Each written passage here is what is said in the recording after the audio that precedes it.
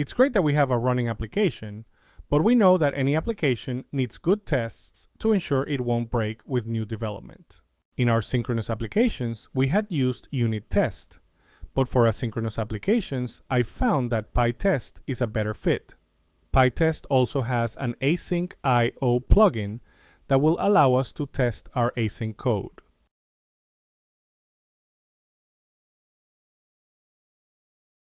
So let's begin by adding those libraries to the application.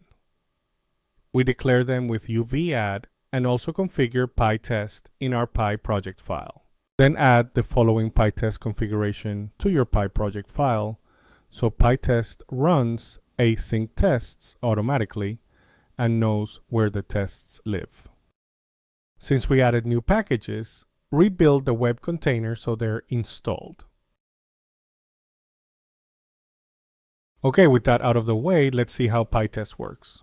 The pytest library works in a modular fashion using reusable functions called fixtures. Fixtures allow you to put the repetitive stuff in one function and then add them to the tests that need them. The cool thing about these fixtures is that they can be used in a layered format, allowing you to build very complex foundations. Unfortunately, this is also pytest's Achilles heel, as some teams make such complex fixture onions that any newcomer will spend lots of time to learn them.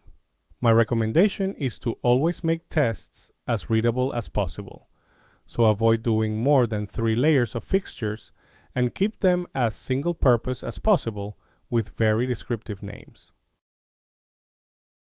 These fixtures can live in the same test files that use them, or you can put them in a special file called conftest.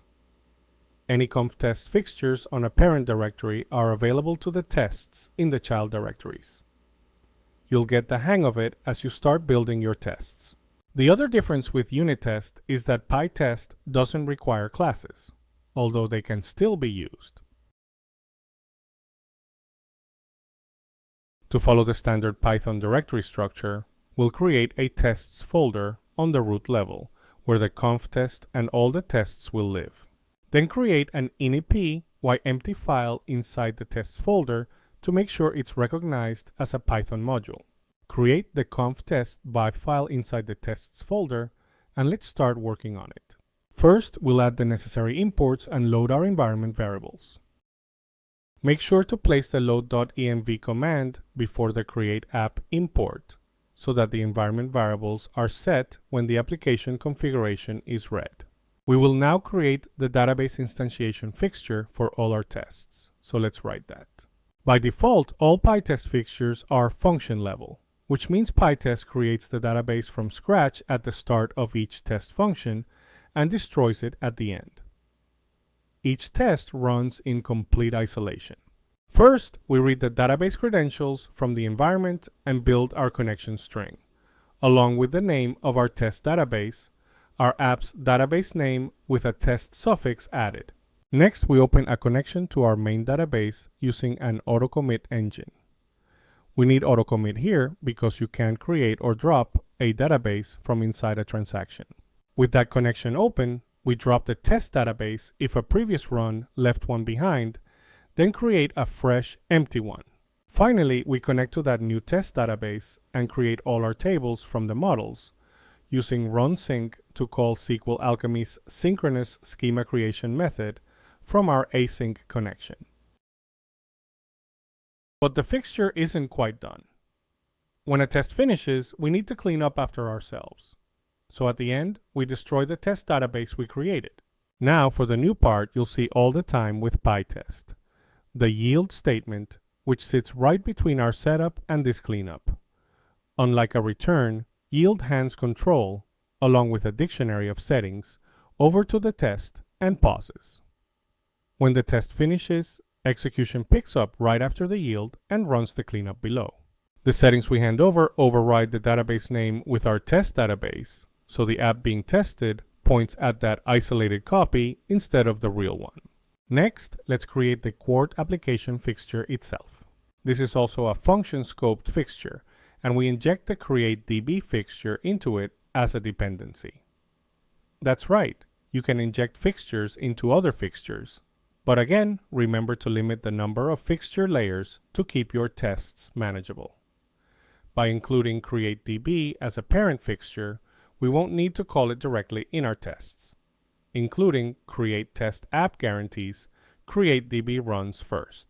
Inside the fixture, we create an instance of the factory createApp function, passing it the settings dictionary from createDB with the double asterisk, and then call the Quart app's startup method, which runs the before serving function that creates our database engine. We yield the app to the test, and once the test is done, we call shutdown, which runs the after serving function and disposes the engine.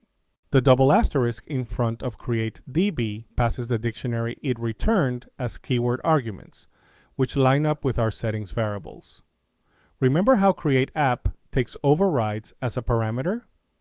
This is exactly why, so we can instantiate test apps pointed at the test database. We're almost there. We'll create our last fixture, which will allow us to create a test client that we can use to hit the endpoints.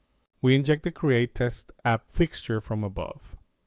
Yes, that means we're already at 2 fixture levels, but this is the only fixture we'll need in our tests, so we're good. I just want to highlight how cool fixtures are. We can now just include create test client in each test, and that will automatically create the database using createDB and create the test application using create test app. Save the file.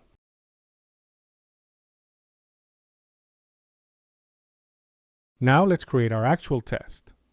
Create a file called test_counter inside the tests folder.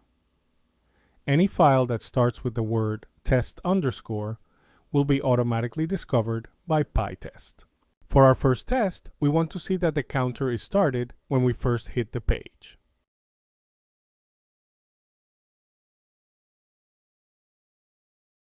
We decorate it as an async I/O test since we'll be doing I/O operations.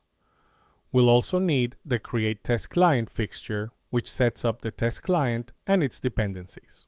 We then hit the test client with a request and await the response. The data we get back is stored in the body variable, and then we check that the string counter1 is in the body. Save the file, then run the test inside the web container with docker compose run. Make sure your Docker Postgres container is running first.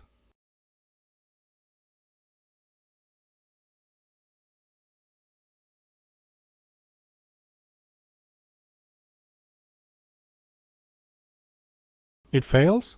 What's the problem? The issue here is that we don't reference the counter model anywhere in the test. So when create all runs on our metadata in the conf test fixture, there are no models registered to be created. The counter table never gets built in the test database.